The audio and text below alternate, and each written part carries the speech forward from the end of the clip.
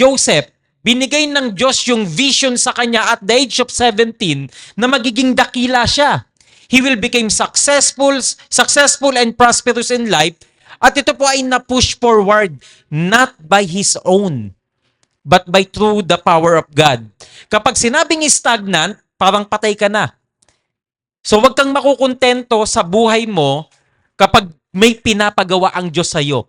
So dapat lagi pong nag-i-step ka ng leap of faith. Dapat patuloy kang sumasagana, patuloy na lumalago ang pananampalataya mo. So we have to push forward through the power of God. It signifies the presence of God is within a person. Ang tunay na pagiging successful, matagumpay, prosperous, sagana, kapag ang Diyos pala ay sumasayo. Sabihin nyo nga, Emmanuel, God is with me. Ang susi, mga kapatid, para maging matagumpay, masagana ang buhay mo kapag ang presensya ng Diyos ay sumasayo. Doon po sa binasa natin kanina, sa pangunguna po ni Brother Jay, lahat po ng ginagawa ni Joseph naging successful, naging prosperous, dahil ano pong sabi? Because God was with Joseph. Yun po ang susi, mga kapatid. Ibig sabihin, walang katagumpayan, walang prosperity, walang kasaganahan if the Lord is not with you. So sa definition ng Bible, ito pala ang susi. If the Lord is with you, kahit medyo manipis ang laman ng bulsa mo, kahit wala ka pang natatapos, if the Lord is with you, you are prosperous and successful in life. Bakit? Maraming mga tao successful in life, but they will end up in hell. And that's eternal failure. Pero sa ating pong tatalakayin ngayon, mga kapatid, ang sabi dito, ang persona ng Diyos na sumasa atin, ang presensya ng Diyos na sumasa atin, for those who believe, ito po ang magiging dahilan to advance. So ang sabi dito, the presence of God is within a person, a true believer. Okay? Sa isang taong tunay na nananampalataya, kung sumasa kanya ang Diyos, yung presensya ng Diyos ay nasa kanya, it will cause him to advance and prosper, making a way through obstacle. Ano man yung obstacles na nandyan, kaya pala na ma-overcome because of the presence and the power of God. Rather than just a general good fortune. So, ito pala yung definition ng Bible pagdating po sa katagumpayan at sa masaganang buhay. So, hindi lang ito good fortune, hindi ito patungkol sa material na bagay. Meron pong illustration sa Bible. Actually, hindi siya illustration, talagang nangyari. Meron pong sa New Testament, may mayaman na siya po ay nabuhay ng talagang sagana sa buhay niya. Maganda yung damit niya, maraming pagkain sa hapag niya, but he did not believe on the Lord. Hindi siya naniwala sa Diyos. At merong isang mahirap na si Lazaro na nangunguha lang kung ano yung mga tira-tira, tumatalsik, no, yung mga mumu sa mesa, yun ang kinakain ni Lazaro. And si Lazaro, marami po siyang sakit. May sakit siya sa balat. Pero pareho silang namatay. Nung namatay sila, dalawa lang ang destiny ng tao. It's either heaven or hell. Yung mayaman na nagsagana sa buhay, hindi na nampalataya sa Diyos, eternal failure ang kanya pong dinanas. But si Lazaro, minsang nabigo sa buhay dahil wala siyang material, pero ang kagandahan, nagkaroon siya ng eternal success because the Lord was with him. Na-comfort siya eternally. So ngayon, mga kapatid, napaka-importante na makita po natin the true success. So, tignan mo yung sarili mo. Baka nagrereklamo ka sa Diyos, Panginoon, ba't ganon? Naniniwala naman ako sa iyo, pero bakit mas mayaman yung kapitbahay ko sa akin? So tandaan natin, success and prosperity does not mean that you have everything materially. But the Lord is with you. Tignan po natin the 6 milestones of success of Joseph. Paano po nagkaroon ng step ng step ng pagkatagumpay si Joseph. Ano po tong 6 na step of Joseph's success in life? Actually, pag tinignan nyo dyan, may mga lugar, may mga parts sa buhay ni Joseph na naging masalimuot. Pangit po yung nangyari sa kanya.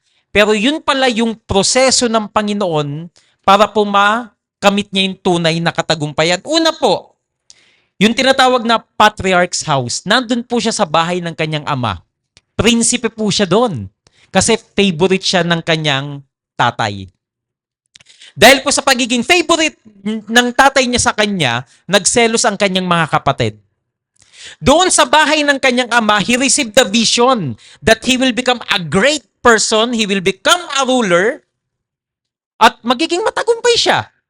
Pero, pagkatapos na ma-receive, matanggap ni Joseph yung vision about success, ano po ang nangyari sa kanya? Hindi nagkaroon ng magandang bagay na dumating sa kanya, pero yung pala yung proseso ng Panginoon, mga kapatid. Sa mga part ng buhay ni Joseph, naging mahirap. Pero ang naging susi, the Lord was with him.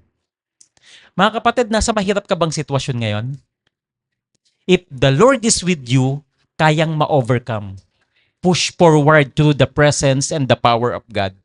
Ano pong nangyari? Dahil po sa selos, pinagmalupitan, pinagtangkaan ng mga kapatid. Kapatid mismo ni Joseph, siya mismo. Gusto siyang patayan dahil sa selos. Kaya yung pangalawa po, the pit of his brothers.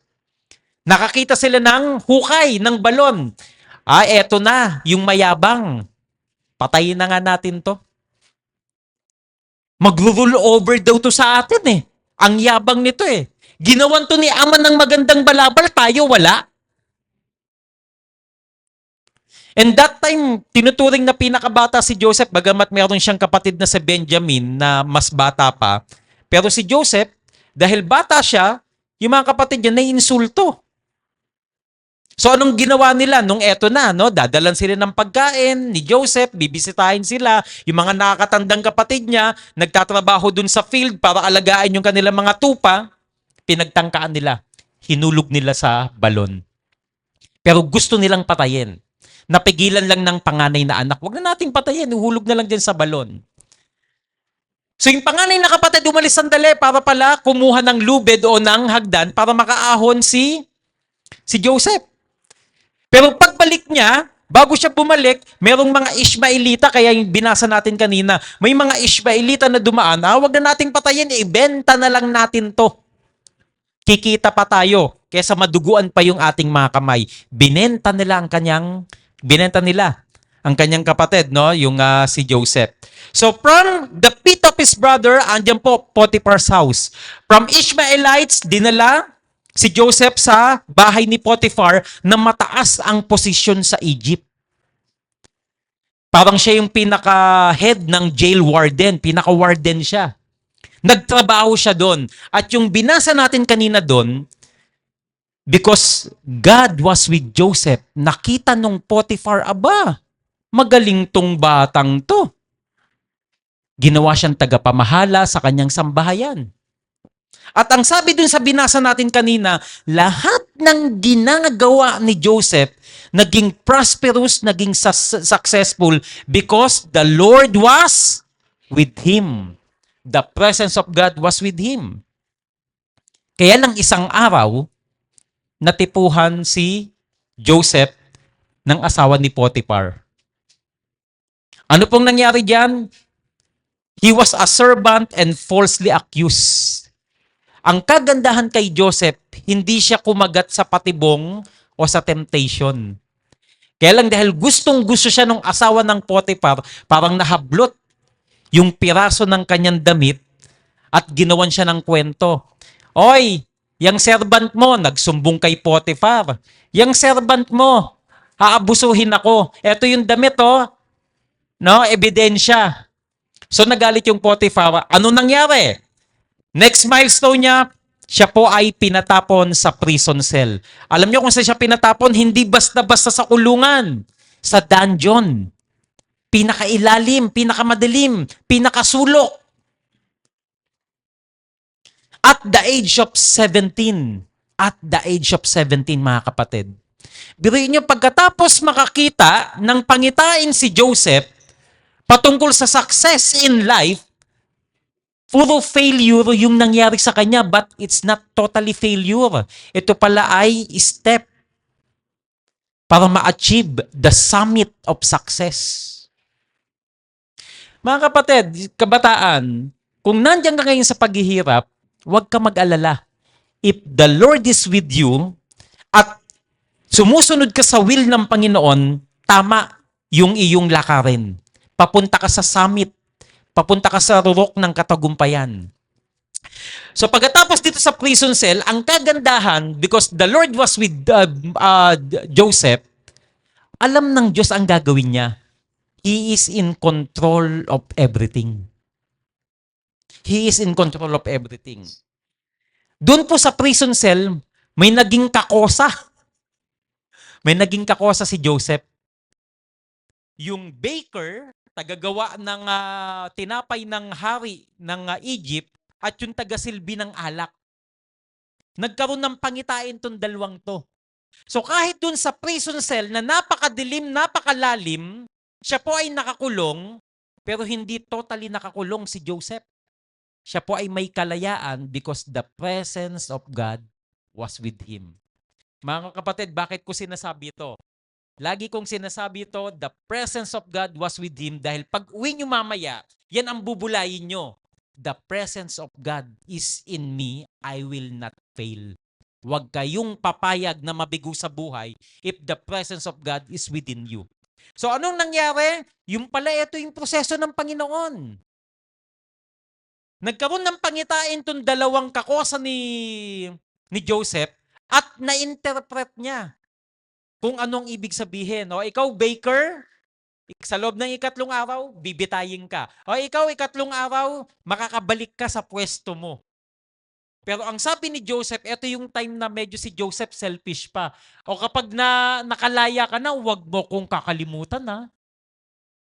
Si Joseph ganun. Nung hindi pa lumalalim yung faith niya, of course, naniniwala na siya sa Diyos. Pero dahil at the age of 17, delinquent pa siya.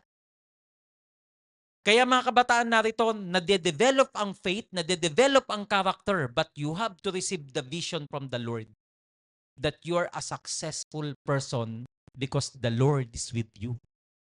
Sa lahat din po sa atin dito, maraming challenge sa paglipat natin. Anong gagawin natin? Stagnant or push forward? The Lord is with us. Push forward. We will become successful. And we are successful people. Why? The Lord is with us. That's the key, mga kapatid.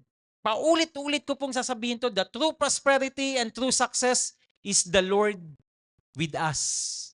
Yan po ang susi. Ano pong nangyari?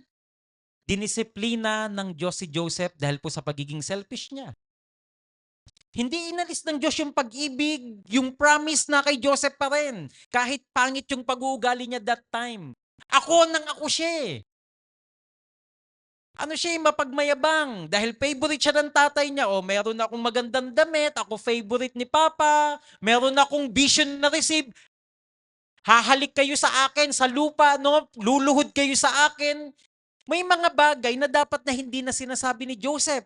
Pero dahil sa pagyayabang niya sa sarili niya, tinataas niya yung sarili niya. Pero yun yung proseso, tinatanggal ng Diyos yung dumi kay Joseph. Pero nung nakita na ng Panginoon, well prepared na si Joseph. Nagkaroon ng pangitain yung Pharaoh, walang makapag-explain. Naalala nung cupbearer, meron pala akong kakosa. Naghahanap yung Pharaoh, yung Egyptian king na sinong makakapag-explain ng pangitaing ito? Walang makapag-explain. Naalala nung cupbearer, meron po akong kakosa, ang galing mag-explain ng mga panaginip.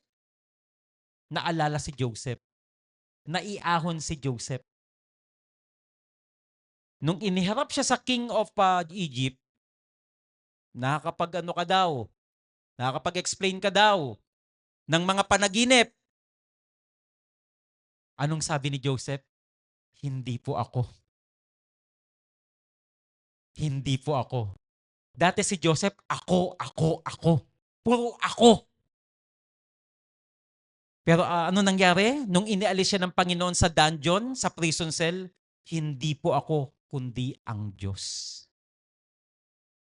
Ang Diyos ang may kakayanan na nagbigay sa akin para ma-interpret yung dreams. And from that on, yun po, yung naging pinaka-big breakthrough ni Joseph. Nalaman niya yung panaginip ng Pharaoh at siya po inilagay sa pinakaluklukan. Hindi siya nakaupo sa trono, pero kung tutuusin, mas mataas siya sa Pharaoh. Bakit? The Lord was with him. The power of God was with Joseph. May hihigit pa ba sa'yo if the Lord is with you? May hihigit pa ba sa'yo if the power of the Lord is with you? May hihigit pa ba sa'yo if the work of the Lord is within you na nakikita? Wala na, mga kapatid. Huwag mong i-compare yung sarili mo sa mga non-believer. Hindi mo sila ka-level. Mas mataas tayo. Ngayon tignan po natin, mga kapatid. Ang kagandahan pa nito, hindi yun yung lahat-lahat kay Joseph. Yun lamang po yung journey of life niya on earth. Pero ang kagandahan, he spent his eternity in heaven. That's true success. Ano ang mangyayari sa iyo kung sabi ng Panginoon, mapasayo man ang lahat ng kayamanan sa mundo, lahat ng katagumpayan, kung sa impyerno ka naman mapupunta, kung mapapahamak naman ang kaluluwa mo sa impyerno, so hindi yan true success. It's totally failure. Kaya si Joseph po, no, he became true successful in heaven, eternal success, naging tagapagmana siya ng eternal life. Ngayon mga kapatid, tignan po natin. Point number 1, presence of God defines prosperity. Ang tunay na kasaganahan, ang tunay na katagumpayan, if the presence of God is within you.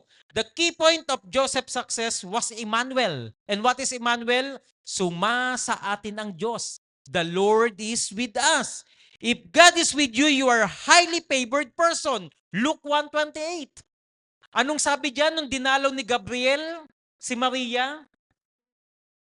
You are highly favored. The Lord is with you. If the Lord is with you, you are a highly favored person. At ganun din po yung nabasa natin kanina kay Joseph. Siya ay pinaburan. The favor of the Lord was with him. Kaya siya po ay pinagtagumpay ng Panginoon at nakita ng mga tao. Mga kapatid, makikita ng ibang tao if the favor of the Lord is within you dahil dun ka mabubuhay. Yung mga tao na may inggit sa'yo, pipigilan ka. Pero ang tanong, mapipigilan ba nila yung Diyos na sumasayo para pagtagumpayin ka? Hindi. So anong sabi dito? Nung dinalaw ng anghel si Maria, the Lord is with you, you are highly favored. You are highly favored people. Pinapaboran ka na sa iyo yung gift ng Panginoon. You are forgiven. Matthew 1:21-23. Yung Diyos na ito na nagkatawang tao, naging Emmanuel, siya po yung naging good news, siya po yung naging Jesus Christ, siya po yung naging Savior, isi-save tayo sa ating mga kasalanan. So if the Lord is with you, we are forgiven. Napatawad na tayo. Kung tinanggap mo na ang Panginoon sa buhay mo, merong kapatawaran. Alam niyo po bang kapag may kapatawaran, may kapayapaan? Mga kapatid, eto alam na alam ko to. Every time na may nagagawa akong kasalanan, I have no peace. Why? May guilty feeling. At kapag ikaw na tunay na nananampalataya, tinanggap mo na ang Panginoon sa buhay mo, you repent, you receive the forgiveness of sin. The Lord is with you. Yung presence ng Diyos, ito yung nagbubura sa lahat ng kasalanan at karumihan natin. If the presence of the Lord is with us through the Holy Spirit, Holy Spirit, tayo po mga naging sinner. But because of the favor of the Lord, binigay sa atin yung gift, sumaatin ang Diyos, kaya tayo nanampalataya, yung Holy Spirit na pa sa atin, we were forgiven, tayo po ay nalinis. Yung mga dumi na iniwan sa atin ni Satan, ito po ay nililinis patuloy ng Panginoon sa buhay po natin. The finished work of Jesus Christ, John 19:30, nasa atin po. Anong sabi ni Jesus Christ bago siya nalagatan ng hininga? It is finished. Tapos na yung gawain ng dyablo sa buhay mo. Sumasa Diyos ka na, hindi ka nahiwalay sa Diyos. Ikaw ay napatawad ng Panginoon. So mga kapatid, may promise ang Panginoon. Hindi niya tayo iiwan, hindi niya tayo pababayaan for those who believe. Matthew 28, verse 18 to 20, ang sabi ng Panginoon, go and make disciples, baptize and teach my word, and surely, sabi ng Panginoon sa Matthew 28, 18 to 20, and surely, mga kapatid, si Jesus ang nagsasalita. And surely, I will be with you always. Mga kapatid, surely and always. Surely and always. Kapag sinabing surely, totoo ito. Just believe. Always. Kahit may magawa kang kamalian, may magawa kang kasalanan, if the Lord is with you, malulungkot siya. Pero hindi ka niya iiwan. Always. Yung Diyos na banal na sumasayo ngayon, siya ang patuloy na maglilinis sa'yo. Hindi ka niya iiwan, hindi ka niya pababayaan. Surely and always, yan yung promise ng Panginoon. But it doesn't mean na magpapatuloy ka sa kasalanan. The true believer, aayawan ang kasalanan. Of course, hindi tayo mabubuhay perfectly na walang kasalanan. Pero pabawas ng pabawas araw-araw yung magagawang mong kasalanan if you enjoy this presence of God in your life.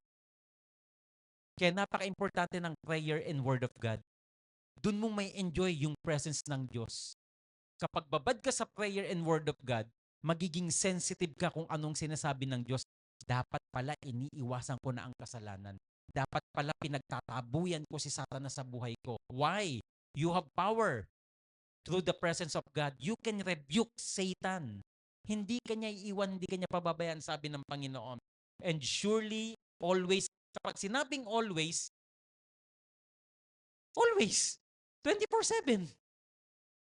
Eternity. Hanggang langit, mga kapatid. Meron kang kahinaan, kasama ka ng Diyos, palalakasin ka niya. Nagkasala ka, kasama ka ng Diyos. Itutuwid ka niya, didisiplinahin ka niya. Magiging successful ka, ma-overcome mo even the sinful living. Ganun ang nangyari kay Joseph. Dinevelop ng Panginoon yung faith. Naiwanan niya yung old self niya. Yung kayabangan niya, naiwanan niya. So magbubunga yung faith natin. Aside from the presence of the Lord, the fruit of the Spirit will magnify on you. Makikita sa'yo. Makikita sa'yo, mga kapatid. Genesis 39:21, sabi dito, favored and beloved. Sa lahat ng sumasa kanya ang Diyos, you are favored and beloved. Pinakamamahal ka. Pinakamamahal ka. Kapag sinabing pinakamamahal tayo ng Panginoon, anong evidence? Namatay si Kristo para sa atin. Yung isa bang taong pinakamamahal mo, iiwanan mo? Sa tao pwede. Sa mag-partner pwede. Pero pagdating sa Diyos, His love toward us, kanya iiwan. You are highly favored and you are the beloved of the Lord. Point number 2, being prosperous is becoming a blessing to others. If the presence of the Lord is with you, nag-uumapaw yan eh. Nag-uumapaw, mga kapatid. Kaya nga meron tayong sinasabi, di ba? God who is more than enough. Enough siya pero more than. Parang, pastor, ang gulo naman, no? Enough na tapos more than. Enough for you, pero pag-uumapawin, more than, para dumalo yung blessing through you. Pag-uumapawin ng Diyos. Alam nyo kaya mag-uumapaw? Tignan nyo po yung tubig, baso. Alam ba madumi yan? Madumi yung laman. Tapos, patuloy siya, overflowing, yung itapat nyo sa gripo. Ano mangyayari doon? Yung maruming tubig, aalis yan. Hanggang maging pure siya. Yung pureness na yon ng tubig, dadaloy from others to others. From you to others. Kaya more than enough, kasi yung blessing ng Panginoon, more than enough for you, ikaw ang gagamitin ng Panginoon to become a channel of blessing for others. Kaya pag-uumapawin niya yan, mga kapatid, the presence of the Lord will continue to bless us. He is the fountain of life. He is the river of life. Patuloy po yan, mag-uumapaw. So yan po yung tunay na pagiging prosperous, hindi lang tungkol sa material na bagay. But the blessing of the Lord within you is spiritual blessing. Eternal life, good news, forgiveness, heaven, nasa iyo yan. Anong sabi ni Peter and John doon sa lumpo? Silver or gold, we have none. But what we have is what we give. Si Jesus Christ. If Jesus Christ is with you, you can be a blessing to others. Hindi tungkol to lagi sa pera. Malakas yung faith mo, nangihina yung kapatid mo, inakbayan mo, kapatid, pagpe-pray kita, kaya natin yan. Blessing ka. Naging moral, yung moral mo, no? Pwede mong i-share sa iba, yung faith mo, especially the Lord Jesus Christ. Si Joseph po, naging blessing siya for his family. Nung naging ruler of Egypt na siya, nagkaroon ng taggutom. Ito po yung naging vision ng Pharaoh. Nakakita siya ng 7 baka na mapapayat at saka mga pangit. Pero sa unang vision niya, 7 bakang matataba at magaganda. Tapos from ilog, merong 7 baka na mapapangit at mapapayat. Kinain. Ng 7 baka na mapapayat at pangit, yung 7 baka na matataba at magaganda. Sabi ni Joseph, iisa lamang po yung kahulugan ng inyo pong panaginip. Magkakaroon ng 7 taon na tagsagana at pagkatapos ng 7 taon na tagsagana, magkakaroon ng 7 taon na taggutom. Tapos sabi nung Pharaoh, ganun ba? Anong dapat natin gawin? Biruin nyo, Pharaoh siya, hindi niya alam ang gagawin. Anong dapat natin gawin? Ito po ang gawin natin, sabi ni Joseph. Sa 7 taon na tagsagana, mag-ipon ng mag-ipon. Para pag dumating yung 7 taon na taggutom, nakahanda. Anong sabi nung Pharaoh kay Joseph?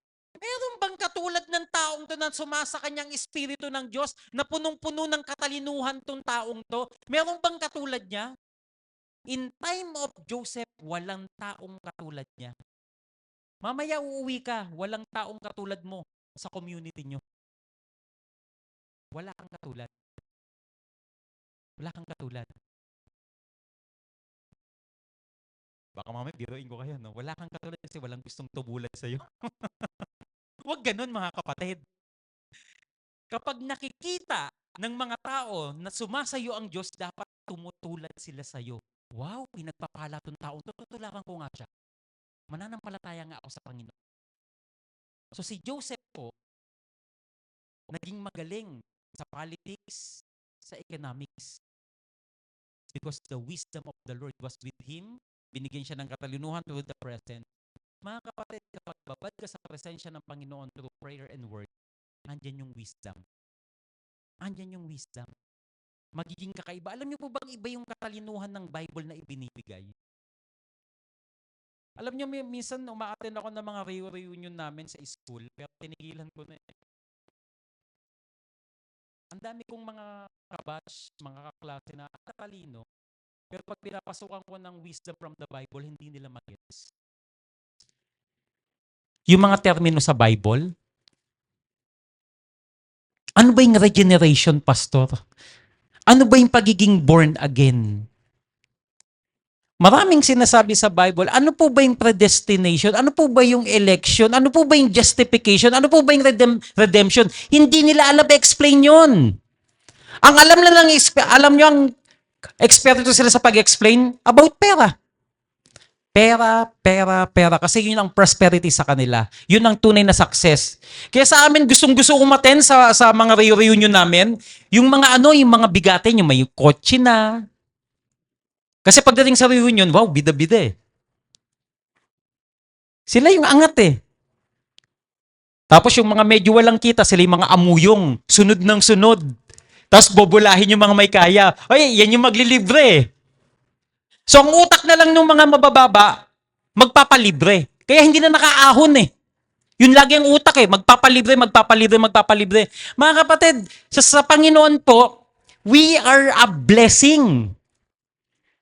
Tayo yung mamimigay. Tayo yung mag-overflow. Kung ano yung pagpapala ng Panginoon, hindi ikaw. Naalala niyo yung sinabi ko sa inyo, nandun pa tayo kay Ate Akay? May mga taong, yan, kalabit penge. Chik, chik. Kaya parang ano kapag nakikita nyo, parang gusto nyo ng layuan lagi, kalabit penge eh. Dumalaw ako minsan doon sa mga tropa ko sa Sampaloc, medyo na turn off ako, pero hindi ko pinahalata. Tagal namin din nagkita, mga 2 years.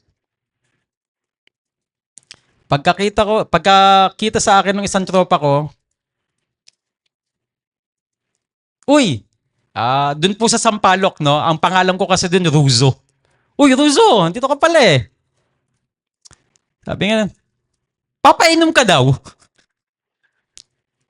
Tapos tinignan yung damit ko, eto ba yung ibibigay mo sa akin? Kasukat kami. Wow, Brad. Guess pala yung ano mo Yan ba yung ibibigay mo sa akin? Alam mo, nata-turn off po ako.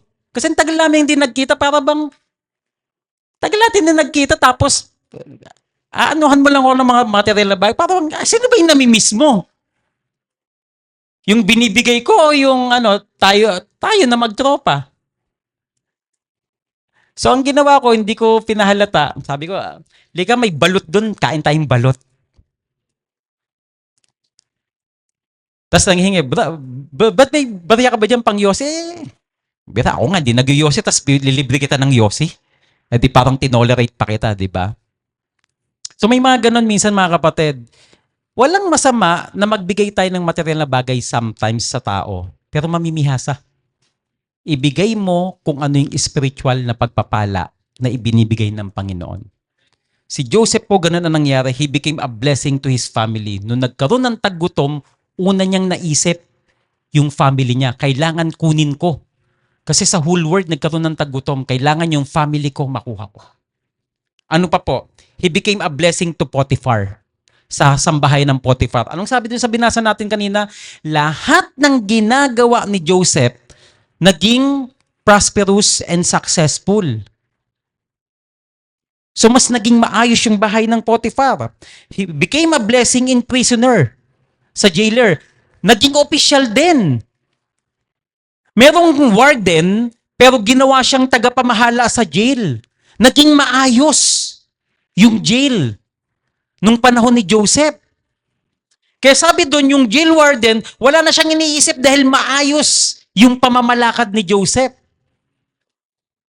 So kung saan man nandun si Joseph, sa kanya mahirap, pero siya naging blessing for others. Mga kapatid, kung ikaw ay nasa isang estado, nasa isang lugar na parang nahihirapan ka, nandoon ka para pagpalain yung mga taong yun. You must be a blessing. If the Lord is with you, kailangan mag-overflow. Ano pang sabi dito?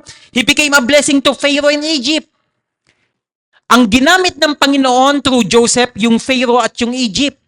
Nagpunta lahat ng mga bansa, lahat ng lahi sa Egypt para kumuha ng pagkain. Pero ang kagandahan po, si Joseph, alam niya yung life. Alam niya ang Panginoon. Na kaya siya inilagay ng Diyos dyan, hindi lang para magpakain sa mga gutom, kundi magpakain ng gutom sa kaluluwa. Yung kaluluwang nagugutom, because Joseph, he knew God, kailangan ng mga tao ng salita ng Panginoon. Kaya lahat po ng pumupunta kay Joseph, nagkaroon po siya ng life of mission. Hindi lamang po siya nagligtas ng gutom na tiyan, kundi yung gutom na kaluluwa sa Panginoon. So naging blessing po si Joseph. At ang sabi dito, Genesis 45:7, sabi niya, hindi niyo ako binenta. God sent me ahead of you to save you, your family, and the next generation. Mga kapatid, meron pong isang pastor na nagsabi, without successor, there's no totally success. It's totally failure. Success without successor is totally failure. Kaya po meron tayong progeny ministry. Sila po ang inaalagaan natin para tayong matatanda na sila ang papalit. Etong sound gospel, mamamatay ito kapag walang next generation. Kaya yun yung nakita ni Joseph. Naparito ako, sinend ako ng Panginoon, nauna ako dito to prepare to save the next generation, the remnants. Kaya nag-aalaga tayo ng mga children and youth na papalit sa atin in the future. Kasi yung success dapat hindi napuputol. Ito po ay eternal, mga kapatid. So alam ni Joseph, successful ako pero kailangan yung next generation. So nagbunga ba? Nagbunga. Si Moises po ang naging bunga nung panahon. After Joseph, si Moises na po. So mga kapatid, ito po yung naging dahilan kung bakit naging pagpapala si Joseph sa ibang tao, because the presence of God. Point number 3, be prosperous. You must receive the presence of God in your life. Hindi ito usaping pera, kundi usaping nasaan ba ang Diyos at nasaan ka ba? Nasaan ka ba at nasaan ba ang Diyos? Malayo ka ba sa Diyos? Be prosperous, mga kapatid. Believe in Jesus, repent and receive Him, and live like Him. Ano ang kapamaraanan para maging prosperous, maging successful? The Lord must be with you. You have to repent. Kung wala ka sa presensya ng Panginoon, repent. Lord, ang tagal ko na nasa mundo. Ang tagal kong sumasama kay Satanas, ka-fellowship ko sa Satan. Ngayon, I repent, Lord. Binabago ko yung pag-iisip ko. Hindi na pala masaya kay Satanas dahil dadalhin ako nito sa impyerno. I need you. I need you, my Lord. I need you, my God. Yung presensya ng Diyos dapat nasa iyo. Hindi ka makakapamuhay katulad ni Kristo if the presence of God is not with you.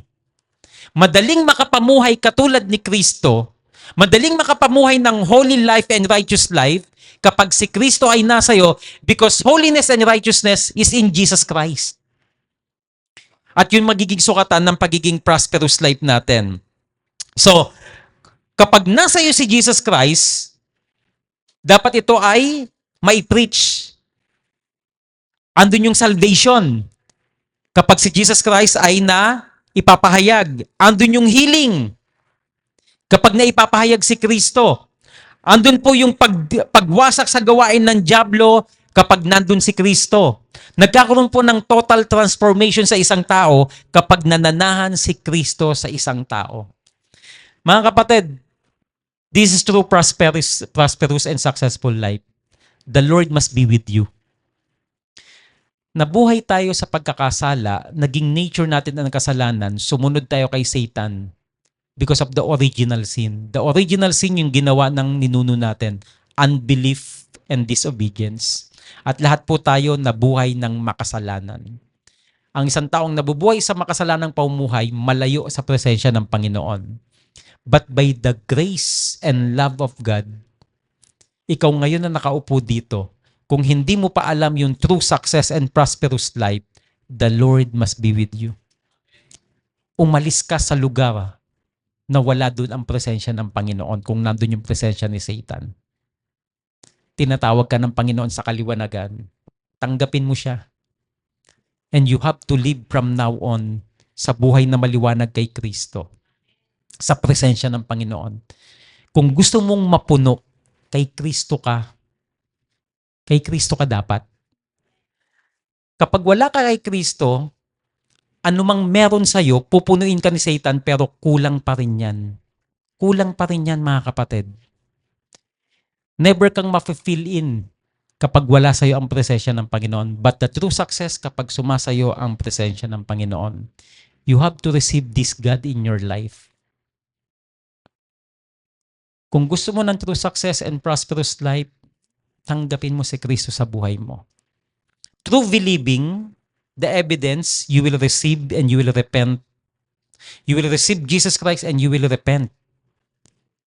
Magbabago ka ng pag-iisip. Ayoko na dito, Panginoon. Gusto ko na sa'yo. Panginoon, hindi ko kayang mabuhay ng perpektong pamumuhay. Kailangan kita. You need the presence and the power of God. Hindi mo kaya. Si Pastor hindi kinaya eh. Ang yabang ko nun eh. Ang prayer ko nun, sige Lord, magbabago na ako kapag niligawan ko tong chicks na to, kapag sinagot ako, sige magbabago na ako. Iiwanan ko na yung mga bisyo ko. Alam niyo ba, sumagot. 1 week lang yung transformation sa akin eh. Yung babae, nung humaling na, balik ulit ako sa bisyo ko. So walang true transformation. The true spiritual transformation, if God is with you, dun dapat mag-start, mga kapatid. Gusto ko kayong i-challenge, kung hindi ka pa sigurado, katulad po dun sa 6 milestones of Joseph's life, eternal life, yun yung pinaka-konklusyon ng buhay ni Joseph. He's spending his life eternally dun sa langit. Walang kasiguruhan sa mundo. Ang kasiguruhan lang, if the Lord is with you, hanggang langit dadalin ka. Kung tunay mo na gustong magkaroon ng prosperous life and successful life, the Lord must be with you. Gusto ko kayong i-challenge. You have to repent and receive Jesus Christ in your life. That's true believing. Yun ang sinasabi salita ng Panginoon. Mahal tayo ng Panginoon, nabuhay tayo kasama ni Satanas, buhay makasalanan, and the Lord is knocking at the door of your heart. Kung gusto mong tanggapin si Jesus sa buhay mo ngayon, this is the right time. Lord, give me true, prosperous, and successful life through your presence. Gusto kita, Panginoon. Ayoko na kay Satanas. Ayoko na sa makamundong pamumuhay. Your presence